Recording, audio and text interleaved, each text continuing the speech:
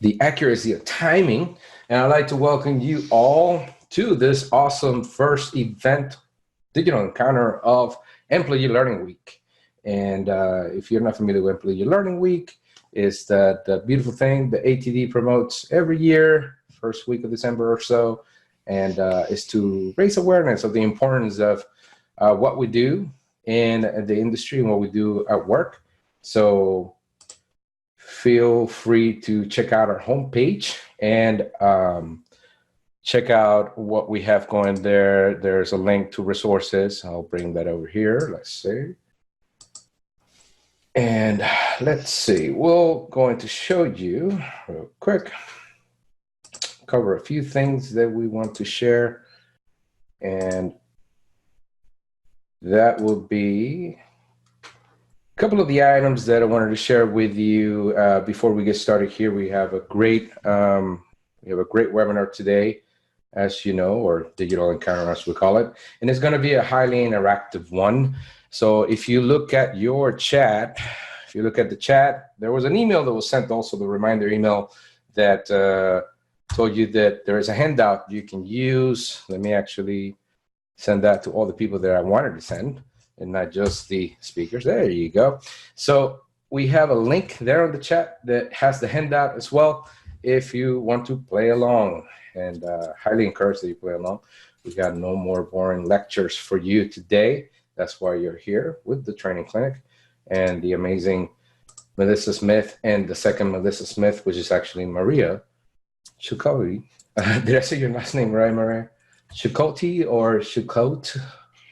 It's Chilcote. When you catch Chilcote. You put it in your coat. That's right. Now I got it. That is awesome. So yeah, very excited to see these folks today. Before I break into that, let me just let you guys know that tomorrow we have a special lady back, Ashley Chazon, doing digital portfolios for learning professionals. She was here earlier, and she is coming back because she's awesome, and she's willing to do this for us on the second digital encounter for our Employee Learning Week. And on Friday, a very special thing, Learning Experience Design with Niels Floor, the creator of the concept of Learning Experience Design, the actual concept that was created probably about 12 years back or so. Also, last thing is, look, we're awesome today. ATDCFL 284. That means 284 members. So, yay! Thank you for our support. Thank you for the support you're giving us to do everything that we keep doing, and keep doing it because it allows us to increase the membership value for your membership. But hey, without further ado, let's get into what we came here to do today. Let me go ahead and ask Maria to share her screen, and I'm going to shut up and get out of the way. Let's see, get my big head out of the way. And I want to introduce these two ladies from the training clinic. They have been with us before as well. So, amazing speakers and definitely great facilitators when it comes to the virtual world, the online world here. And they got no more boring lectures for you and for me. So, guys, without further ado, Melissa Smith and Maria Chilcote. Oh, thank you so much, Alex. This is Melissa Smith, the real Melissa Smith. We have two Melissa Smiths in our panelists. I'm not quite sure how we did that, but Maria's here as well. So welcome, everyone. I just love the challenge of coming up with an alternative learning experience to lecture. It's just so much fun. So that's what we're going to be talking about today. Let me first introduce to you who we are. As I said, I am Melissa Smith. And Maria is going to be advancing our slides. There we go.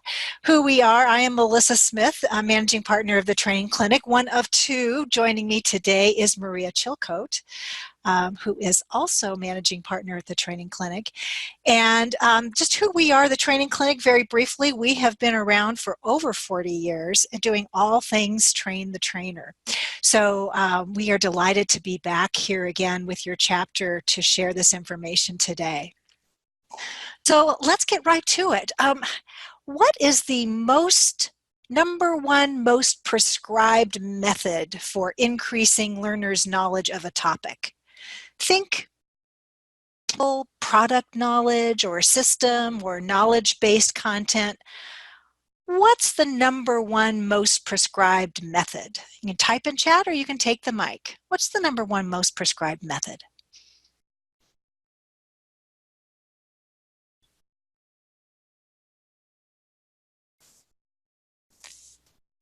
LMS.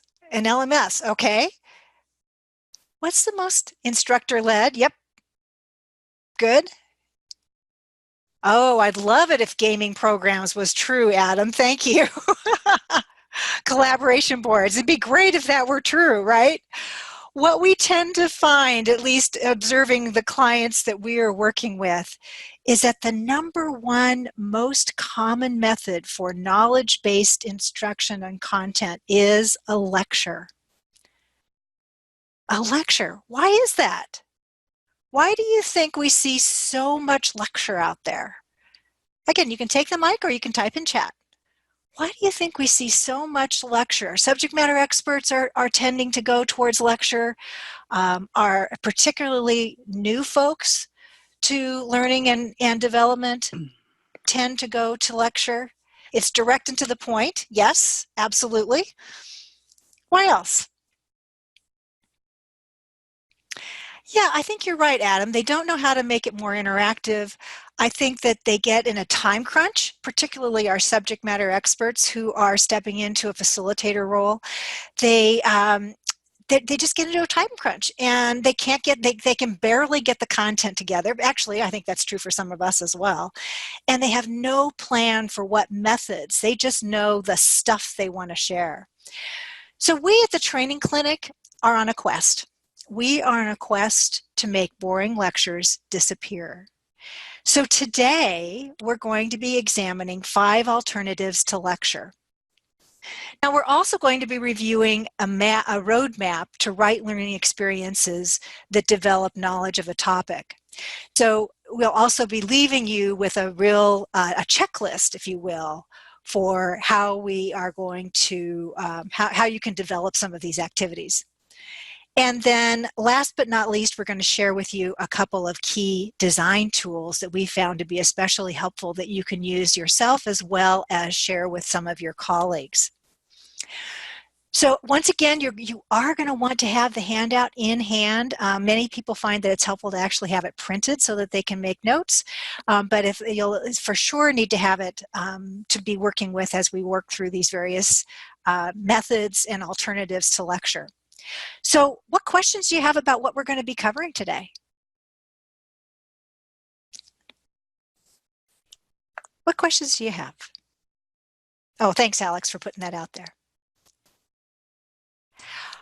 All right, before we get started with our very first method on this short period of time we have together, I'd like to ask you to pull out your smartphone or your tablet. We're going to be using it.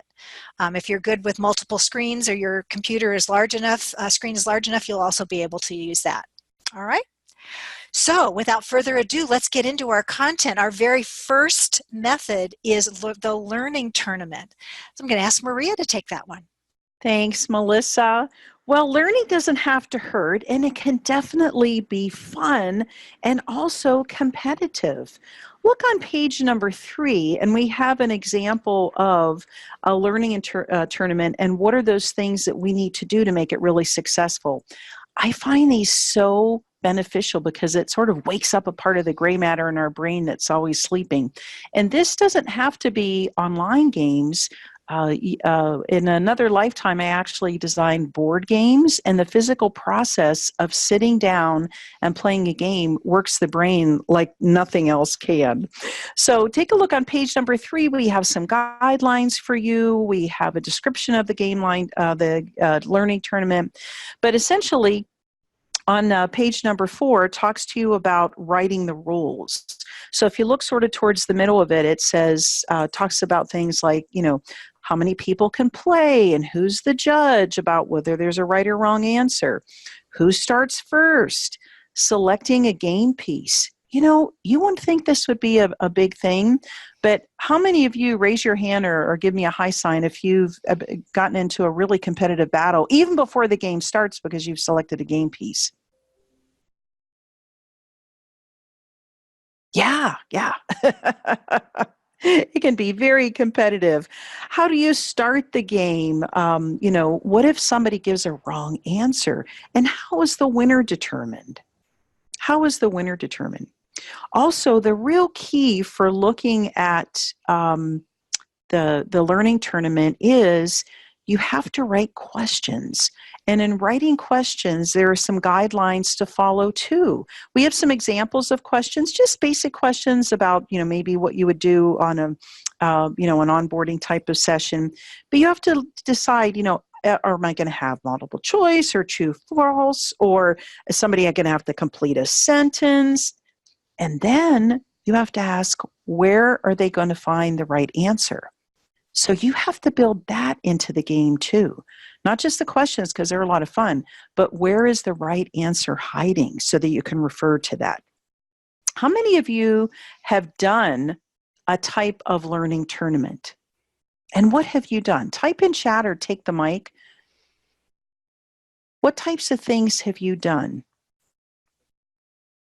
Just wanted to say, guys, please, if you can talk, just make sure that you unmute yourself. I've talked on mute before. Gone on and on. So type in, the Jenga game. Oh, Adam, how did you use the Jenga game in a training situation? Take the mic or type in chat. How did you use the Jenga game? Can you hear me? Yes, Yeah, so my team created a Jenga game where we work in sales. So it was kind of like a product knowledge review of new information for the different products that we sell. That's awesome. You know what? Product review is probably one of the best topics. So you have salespeople, so you have competitive people anyway, and then you layer on top, right? Well, good. How did it go? It goes well. We use it for every sales training session that we have when we onboard new sales agents for our call center. Good. Wonderful. So again, learning doesn't have to hurt. People love Jenga. They like to play it. They like to be competitive, and it works. So they're learning as they're playing. And there's all sorts of other fun sort of stuff that comes out too. So when you're talking about building a learning tournament, and in addition to the rules and making sure that you have really good questions, you have to really keep in mind what's going to make it successful. What is going to make it successful? So it sounds like from you, Adam, the Jenga game made it successful because of the familiarity, but also it was great product review. So we're really tying it to something concrete. So when you're talking about a learning tournament, we want to first of all start with an objective. Just like when you're designing a program, you want to have some type of objective. You have to make it pragmatic for them. You want to reward out of the box thinking. That's going to happen, and you want to make sure that you call it out. You also want to make a visual impact. Things should be pretty. They should be nice. They should be easy to read. Visuals should be really appealing. And you want to emphasize the team win. You want to emphasize the team win. There are, in fact, some games that are out there that disguise themselves as individual competition, but in the end, it really is about how many points you've racked up as a total team. So really emphasize the team win. So when we talk about learning tournaments, what's your reaction? What's your reaction to this type of alternative to lecture? Type a chat or take the mic.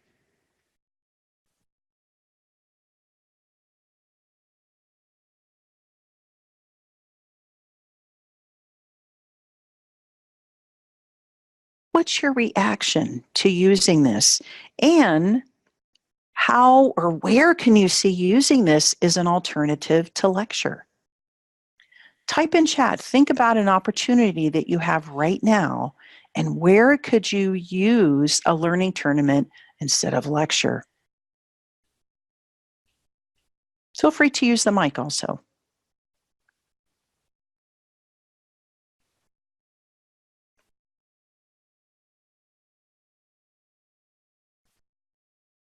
Oh, and your lean training. Great, Crystal. Good. So you have a simulation exercise. Good.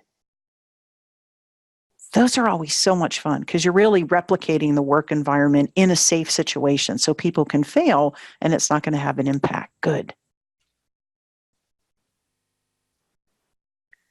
Mousetrap with a twist. Oh, Crystal, is that you? You do mousetrap with a twist? You're going to have to take the mic because I am really intrigued with that. Okay.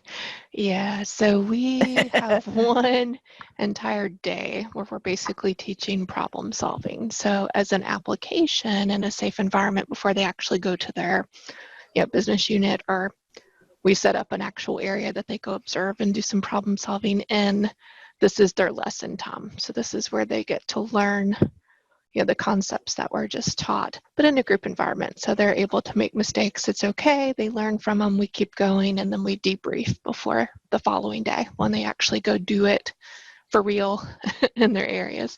Good, good. So you provide them the information, the skills, you let them fail. That's how we learn. And then you do a nice debrief and you let them go. Nice. Thank you for that, Crystal. Oh, to make sure everybody's awake. I love it, Adam. Yeah, it really does help to pep them up. So after lunch, also after a multi-day session, by the time the third day rolls around or the fourth day rolls around, it's always important to have some time of a fun game. Oh, a summative assessment. Very nice, Adam. I love it. Very good. Wonderful. Well, thank you for these ideas. And think about a learning tournament as something that you can do as an alternative to lecture. Let's look at another option that we can do. Melissa, let's look at course pre-work. Thank you so much. As I'm listening and looking at your alternatives here for learning tournament, it strikes me that the old adage is as long as you can link the activity to the objective and to the content, you're going to get folks coming along with you into the tournament. If we leave it just as a game and don't make that link, they're going to feel like their time is wasted. So I love the examples and how you were tying it into the objective of the class. That's great. And another great way of tying things into the objective of the class is, of course pre-work. It's a great way of replacing lecture.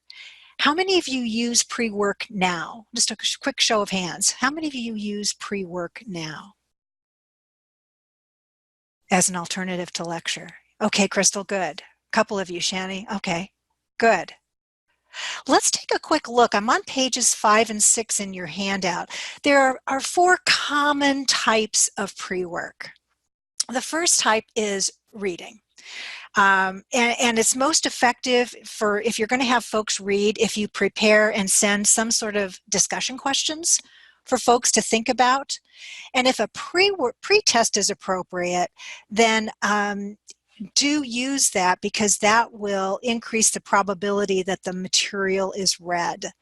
So I think I see reading as one of the more common pre-work activities, but preparing some sort of discussion question and then getting to the information right away in the class, in the live session, is really helpful in terms of making sure and rewarding people for their work on the pre-work.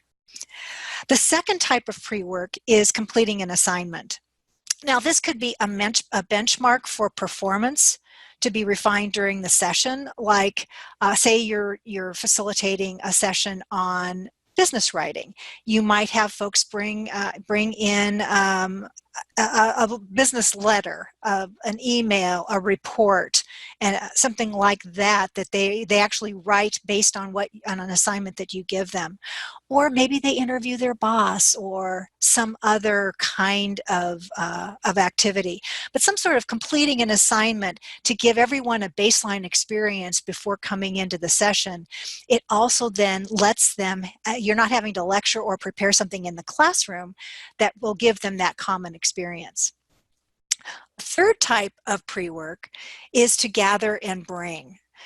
Now, this could be something like bringing a sample work product, It could be statistics or budget for an activity that you're going to use. We oftentimes have people, when we're teaching course design, we will have people bring in their course design so that they can do some redesign and some cross-checking as we go through the design process. Really effective, and again, cuts down on the amount of time you need to spend in lecture. And then the fourth, and one of my favorites, is to complete and return some sort of a survey or assessment. For me, this helps identify a baseline skill level. Could also identify the learner's expectations around the topics to be covered during the session. So it can be, it's a useful, for example, it could even be something as simple as complete your objectives and send them in before the session.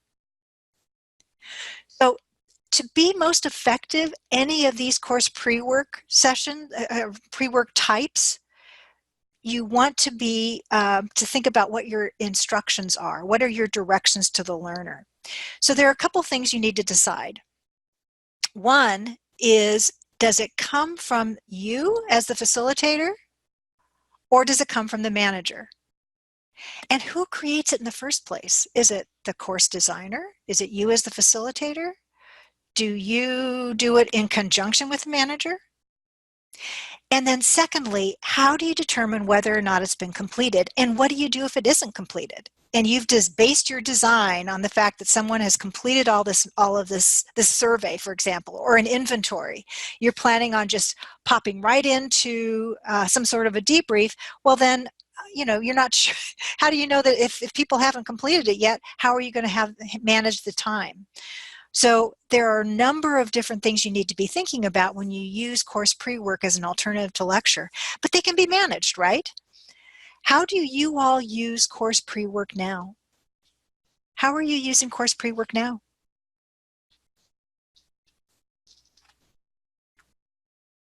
You'll see on pages 5 and 6, there's an example of a pre-work assignment. Happens to be for effective presentation techniques. Hi, Melissa. I just wanted to jump in. I see a raised hand from Elizabeth. I don't know if it was a question or participating. Thank you. Elizabeth, how about that? No question. Okay, thanks, Elizabeth. I appreciate it. Gotcha. Reading, so Crystal, talk to me about that, reading with discussion questions. Oh, I see, 3-day class, 1 per day. So you give everybody some pre-reading, and then you give them the discussion questions, and that sets them up for that day. Is that right? Yeah, so this particular class, we know a good month in advance who's going to attend. So we go ahead and give them a month to really complete that activity. Nice. And it's set up literally so they have 1 article per day. So for those that didn't do their assignment a month ahead of time or right before class, we let them know, hey, this is coming up for tomorrow. So if you haven't done it, do it now. And we try to allow a few minutes at the end of each class for them to hang out and do it if they haven't. Mm-hmm. And what do you do if they come into class the next day and they haven't done it?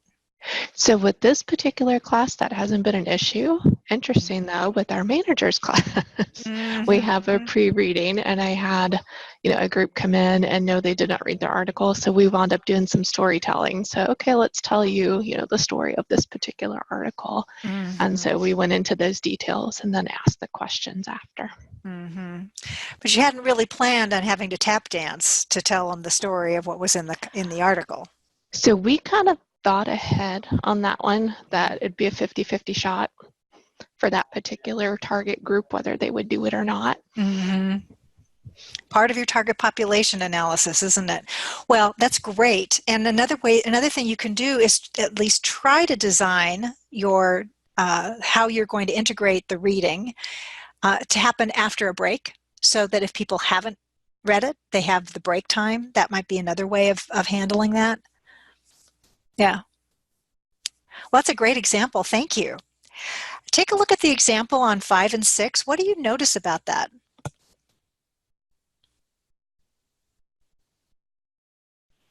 What do you notice about the example on pages 5 and 6 for the effective presentation techniques?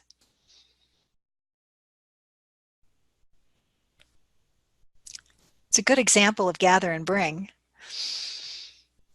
What do you notice about it? Type in chat or you can take the mic.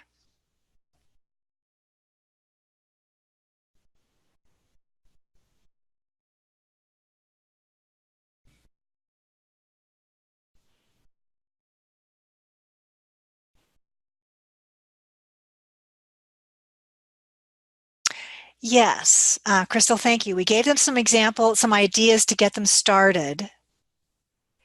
And Adam, good observation. We wanted to make it broad enough that anybody could find, something that would be appropriate. Now, sometimes, yes, absolutely, Elizabeth. The pre-work is absolutely tied to the whole topic of the workshop, and they could see easily why it's important to complete it, and providing some option to answer their questions. Absolutely. Mm-hmm.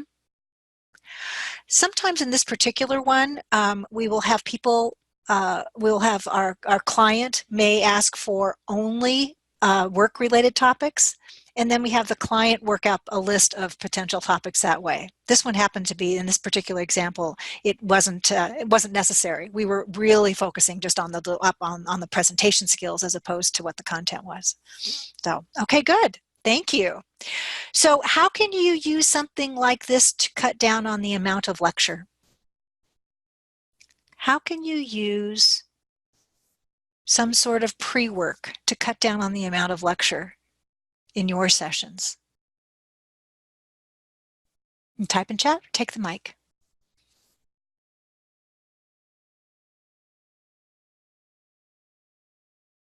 Hello? Hi. Hi, this is Ayana. It will reduce the amount of time required for any type of introduction to any type of content. So if you have pre-work associated or related to that, the learners or the participants will already come in with like a baseline level of information that's already introduced them to the topic. Absolutely. I just love using it. And I think the biggest shock to most new instructional designers is that it takes as much time to design the pre-work as it does to design the class, because it's really part of the class. It's just an extension of the class. We don't often think of it that way. Excellent. Thank you so much for that. And Crystal, you're absolutely right. So what you're doing is spending the time together interacting with the material as opposed to providing the material. And isn't that really what we're here to do, is facilitate that kind of conversation as opposed to here it is. Great. Thank you so much. All right, let's take a look at the third alternative to lecture. Maria? Thanks, Melissa. All right, the next one is information search activity. I love this one. And I love this one because it's like going on a treasure hunt. What the information search activity allows folks to do is to immerse themselves in the organization or online or wherever to see all of the resources that are out there. So instead of them saying, oh, I don't know, I don't have this, I don't have that, there's just so much out there. And in particular, in an organization, there are, especially when you go to design something, you always uncover that somebody did something like you're about to do. They might not have done it with instructional design background or a facilitative background, but that information is out there. And this is really what the information search activity is, getting folks to go offline or into the organization to find out what's going on. So as with everything, as we are facilitators, it's really important that we write good questions for information search activity. Like, we want to make sure we assess the learner's reaction to having found that information and what they discovered, and identify the underlying concept. So what is it that they learned? And then also, how are they going to apply this information? So you've picked up already that there's a theme going on here. Already we have all these alternatives to lecture, but they all tie back into the objective, which relates right back to the job. So let's take some time and do something fun. You're all online right now, and Melissa had asked if you could please activate your mobile devices or your phone. Let's do an information search activity. What I'd like you to do is do a Google search or whatever search engine you're using for the capital cities of the following provinces. We'll give you a couple minutes to do that. When you've got them, raise your hands. Raise your hand.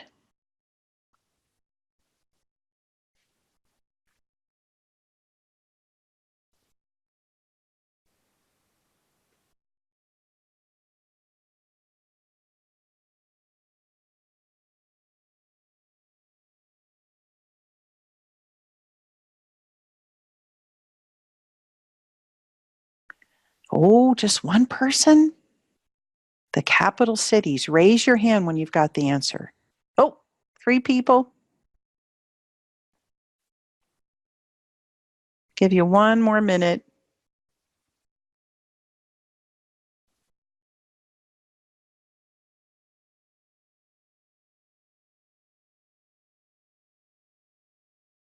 All right. It looks like most folks have gotten the answer. Let's see what you had. Let's see if you came up with these answers. So the capital of Gansu is Lansao. The capital of Yukon is Whitehorse. And the capital city of Sicily is Palermo. And some of you might say, wait a minute, Italy is Rome. Well, don't tell the Sicilians that they're part of Italy because they don't like that. Well, what did you think of this activity? Oh, you got those? Okay, great. What did you think of this activity? Type in chat or take the mic. I can talk about Sicily too. That's where I'm from.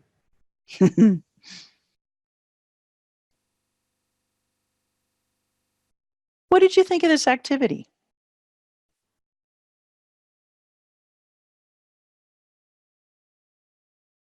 It was fun. It was a way to get some interaction.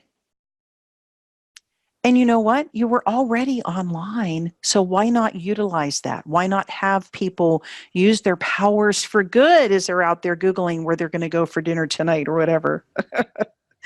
So when you're taking a look at information search, oh, okay, good. It tested your search skills, Elizabeth. Thank you.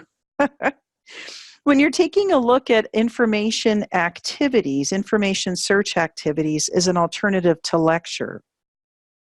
How can you do this in your organization? Think about somewhere where you have a lot of lecture going on, and how can you do an information search activity and still achieve the same objective? How can you do an information search activity?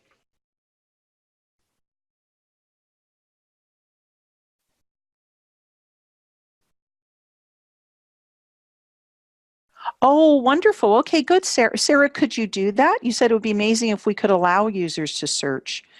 Are there firewalls up that they can't do that during the session? Hi, can you hear me? Yes. Hi, Sarah. Hi. So we're actually an e-learning vendor.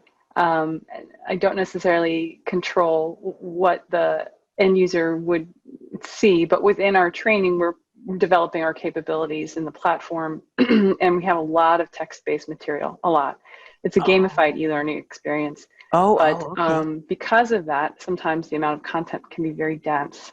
And it would be great if when people are completing these activities, that when they go back to look through the course material, that they're able to search. I think that would be a super cool functionality to see. So in fact, I'm going to put that in our Slack channel right now. There you go. There you go. Well, you can send your residual check there to Melissa Smith and Maria Chilcote. No, isn't it fun when you think of all the possibilities? Absolutely. Thank you for that. Oh, let's see. Sarah, HR did 1 question per week. Oh, yay. Good. So, if you would say, go visit our internet page, and yeah, right, we're going to do that. But if you have a contest, there's a winner. Again, that competition learning doesn't have to hurt, but you're teaching them and you're pulling them along to something they need to know anyway.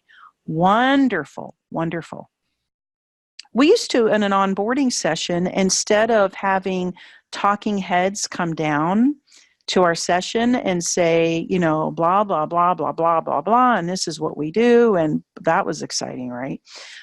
We used to have people set up interviews with them, and they could be group interviews, but we used to have people set up interviews for them and ask them particular questions. So everybody got to craft their own questions. They had one or two, they all had to be different, and they had that experiential learning taking place. Much easier than having a talking head come and lecture at them the whole time.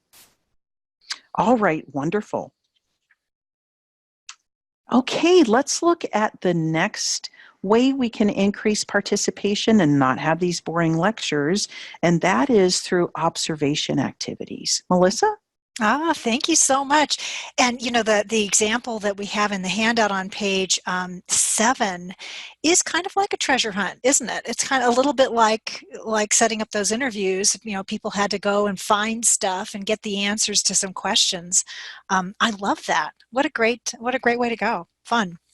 And observation activities is another really fun one. I love these because there's so many different ways that you can do it.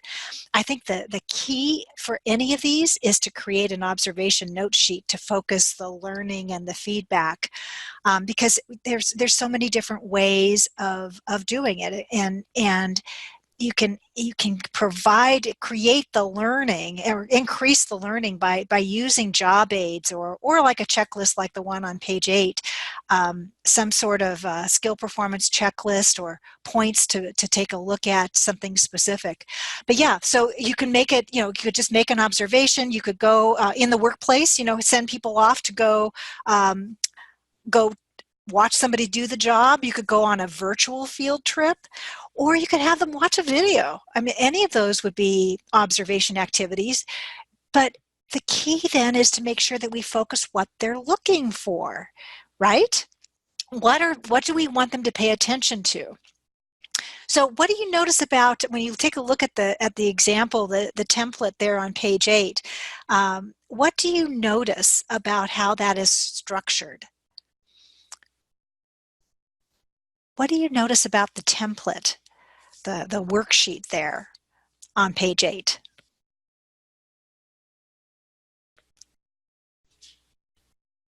You can take the mic or you can type in chat.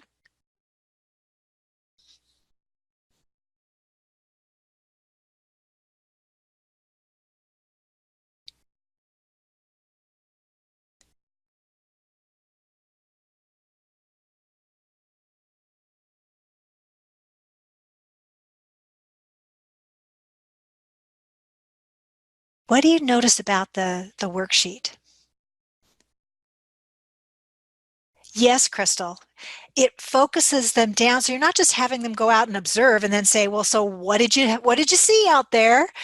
You're giving them something very specific to look for and debrief questions so that they're prepared to have a conversation about it, which makes it much more useful. Again, self-discovery, right? It's discovery learning. You're not telling them what they needed to see. You are asking them to look for stuff and then debriefing it with them. Yeah, specific but not too challenging. Yes, a reflection activity, if you will. Absolutely. That would be another way of describing it. So instead of lecture, how can you use observation activities to reduce the amount of lecture? How can you use these activities?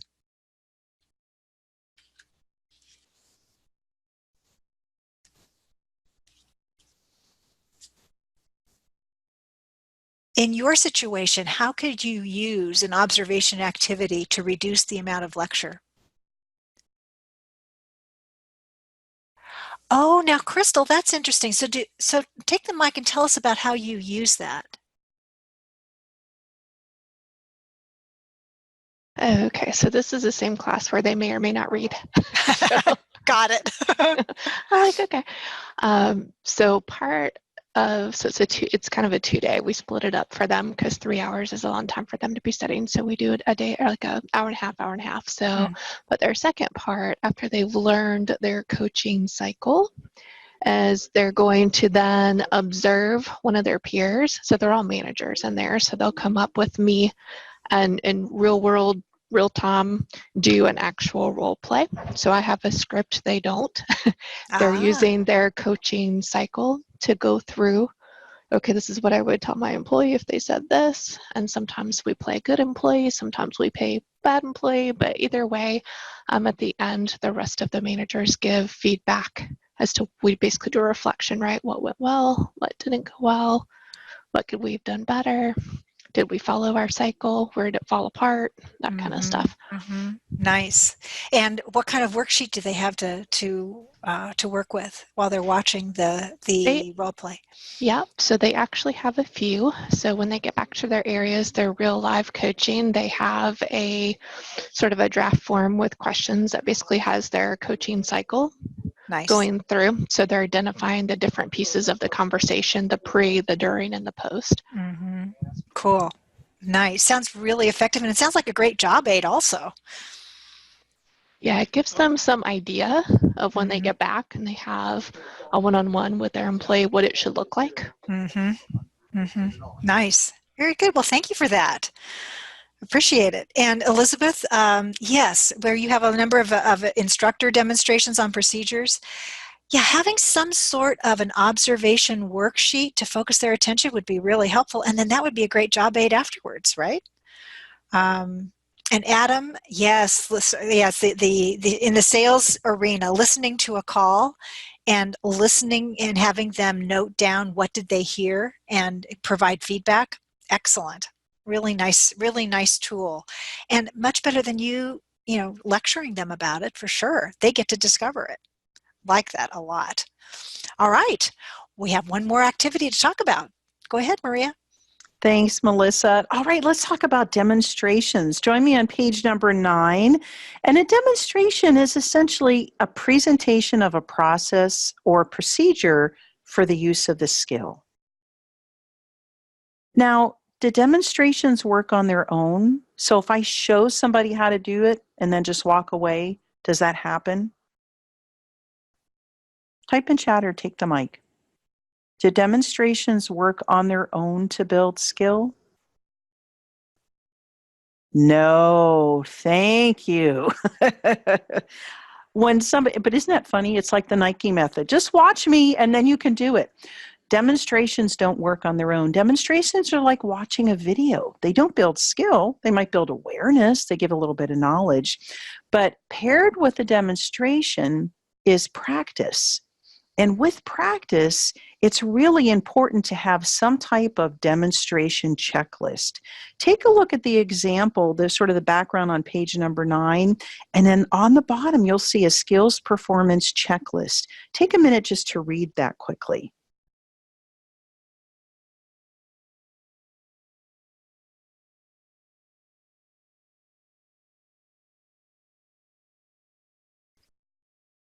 Just want to take a moment to make that announcement. Thank you, Patty, for letting us know. Guys, definitely when you reply, make sure you reply to all panelists and attendees. That way everybody else will be able to see your interactions in the chat. Oh, okay, good. Thank you for that, Alex. You know, Adam, it looks like you were sort of reading ahead.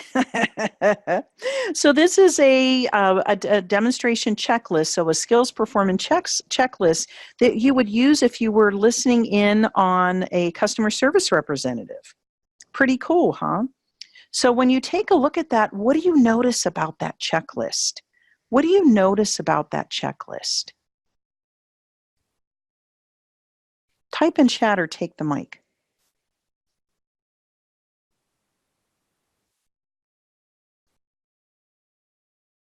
It identifies specific areas that should be tied to the learning objective for the course that you want the learner to look out for during their observation. Good, good. So there are specific things we want them to look for, and specific, I mean, it's observable, right? All this stuff, yeah. It's not, you know, oh, they sounded friendly. No. It's like tick, tick, tick. I can decide whether or not they did it or not. Thank you for that. What else do you notice about this checklist? And again, needs to be paired with a demonstration if you want to change behavior.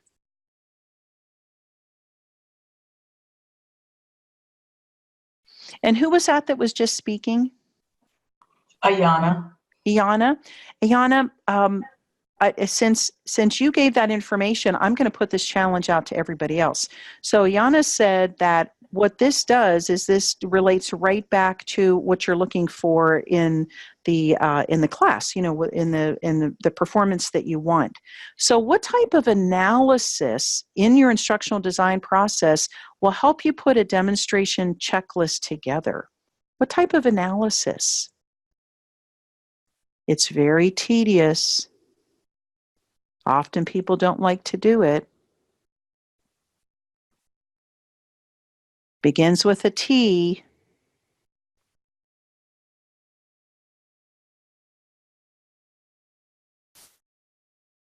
Task analysis. Good. Even though task analysis is so tedious, it allows us to put together performance checklists like this.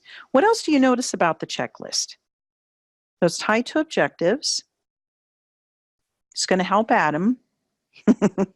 What else do you notice about the checklist?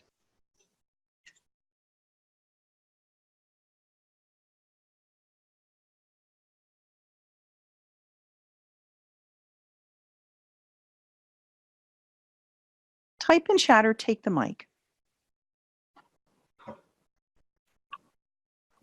Oh, really nice. Okay, good. Thank you, Elizabeth.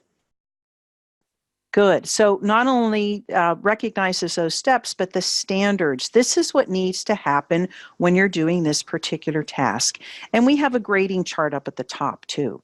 So when you're doing a task analysis and you're able to do this demonstration, this skills checklist, it is tedious. I mean, it's really tedious to get all this stuff done. But here's the benefit. The WIFM for you, when you're using a demonstration and a checklist and going about crafting all of this, is it's not only going to be able to use within the learning experience because it's going to be a learning tool. People follow along on an exercise that they're doing and somebody's observing and they're giving them feedback. But this particular design transfers right back to the job, that level 3 that we usually ignore, which is the opportunity to use this tool back on the job as a job aid. Oh, what did they say those steps were again? And the managers and the supervisors to provide coaching. So lots of benefits.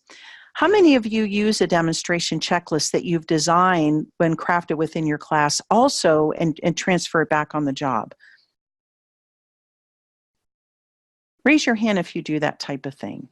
Because boy, I'm always looking for shortcuts when I'm designing. The more I can reuse something, the better. Okay, 1 person. 2 people. Okay, good.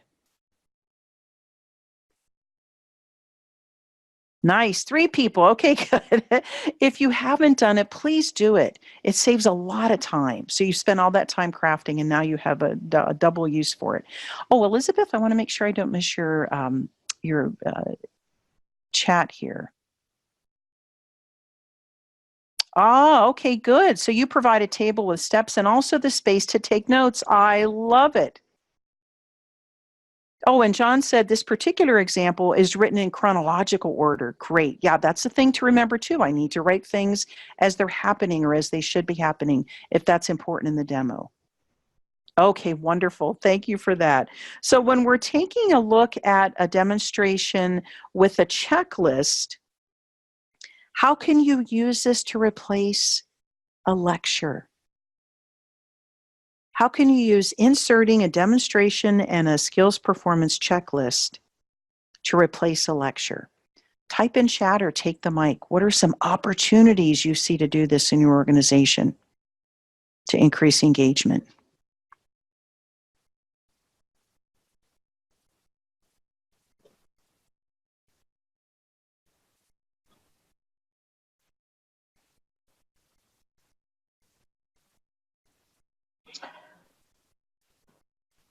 Oh, yes, go ahead. The observation activity along with the demonstration doesn't necessarily require the employee or learner to physically leave or register for a training. This is a job aid on the job. This is something they could do by simply just pulling up a chair and observing someone.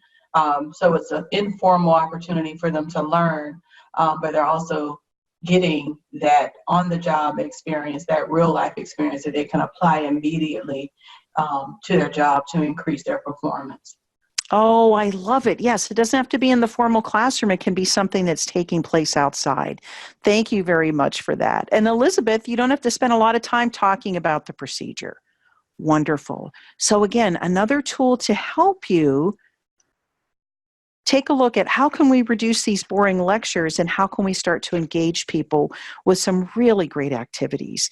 Now let's pull this all together for you, and Melissa's going to share with you a roadmap to help craft different blended learning experiences.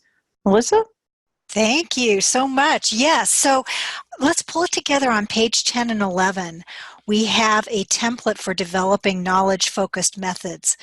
And you'll see there that there are 14 steps. They're chunked by planning, development, and evaluation. So as you take a look at that checklist, what are some of the things that are most important about in terms of crafting these activities? What do you really have to keep in mind as you look at these steps for crafting blended learning experiences, particularly around knowledge-based objectives? What's particularly important?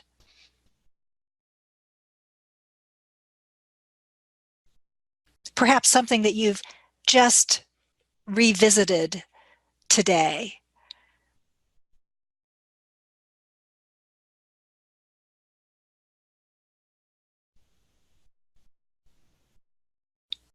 What are some of the things that are particularly important in your situation? I mean, these are all normal, standard planning, ISD kinds of activities. Which are particularly important for you?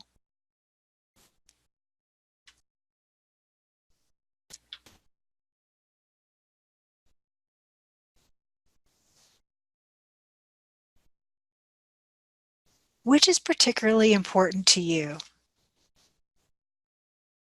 See, Maria's running through the list.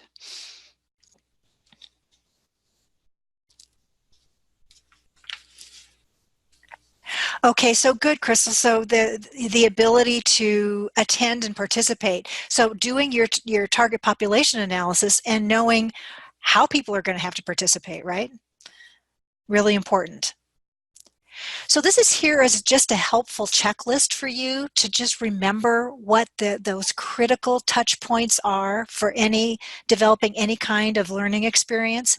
And I want to leave you now with 2 specific tools that will help you develop your experiences.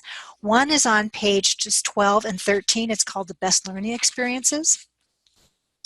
Let me just describe for you how this is set up.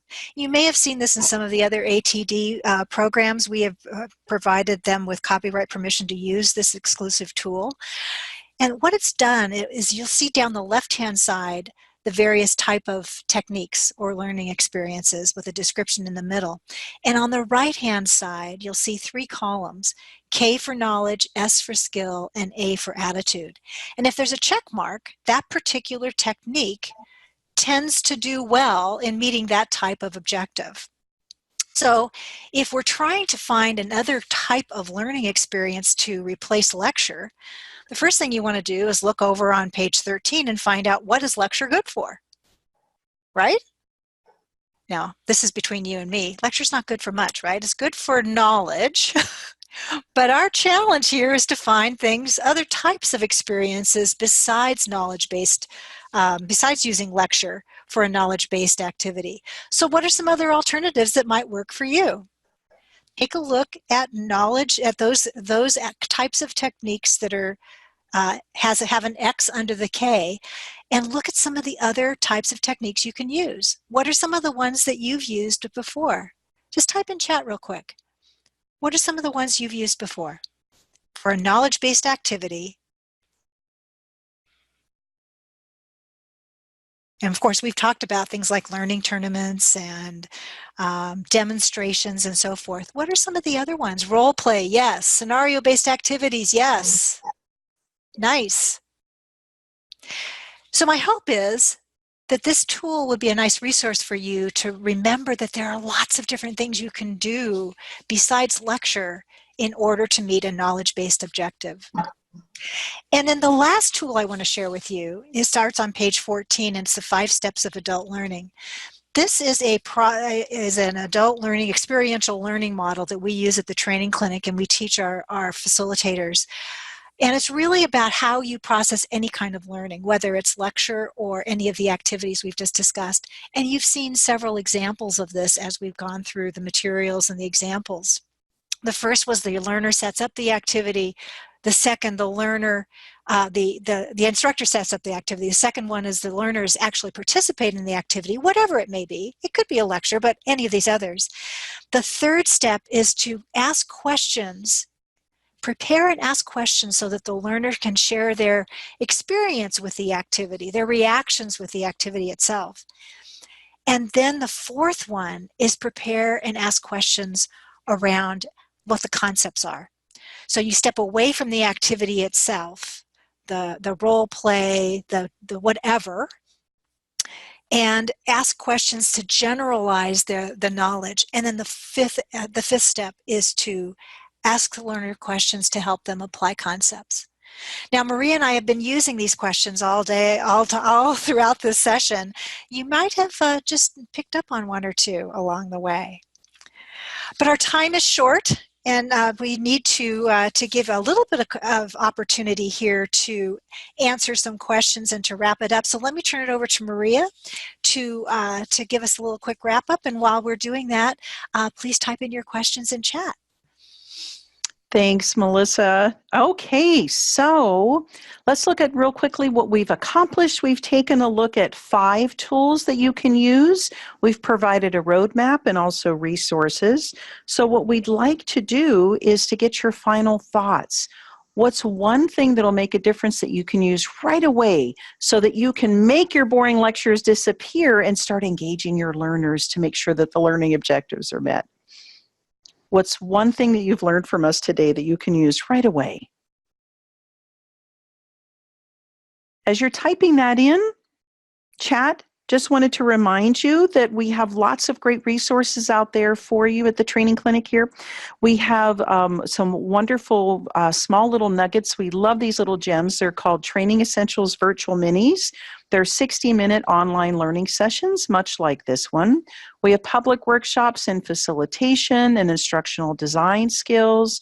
We have certification programs, like our certification in instructional design and performance consulting, and also we can come to you. We do on-site workshops, we do consulting, and we have facilitation and performance consulting and design services. Let me read a couple of these in the background here. Oh, wonderful. Okay, great. Renewed your inspiration for how to augment demonstrations. Wonderful. Thank you, Elizabeth. The best learning experiences. Isn't that a great tool, Ayana? Continued and increased use of demos. Yay! Yeah, if they're used well, they're such great tools. Such a great tool. Observation worksheet template. Yay! Yeah, we love templates. Hi, David. Yes, all recordings, all webinars, all the encounters get recorded, and we make them available through our internal site. Thank you so much, Maria and Melissa. This has been a great presentation. I am sharing, again, the link to our 2-question survey. Please let us know there, how was your experience, folks, so we can bring great speakers like Melissa and Maria back, or Melissa and AKA Melissa and Maria back. There's 2 Melissas here. But I really want to thank you for that. Guys, it's been a great webinar. Thank you for your participation. It's been an amazing way for us to start Employee Learning Week. Any other questions, anything else? If you'd like to let them know how helpful this was, you can unmute yourselves and say thank you. Don't forget, tomorrow we'll have another webinar, and on Friday, another webinar as well. Here, we got some comments, very informative. Thank you so much from John. Sarah says thank you. Great stuff. You are welcome. And Alex, thank you so very much for hosting us today. And what a wonderful way to kick off your learning week. Absolutely. So, guys, here I am again.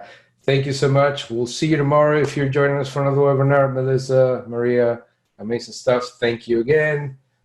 We'll see you on the next one, guys. Thank you Bye. so much, and don't hesitate to reach out with any questions. Absolutely. Take care.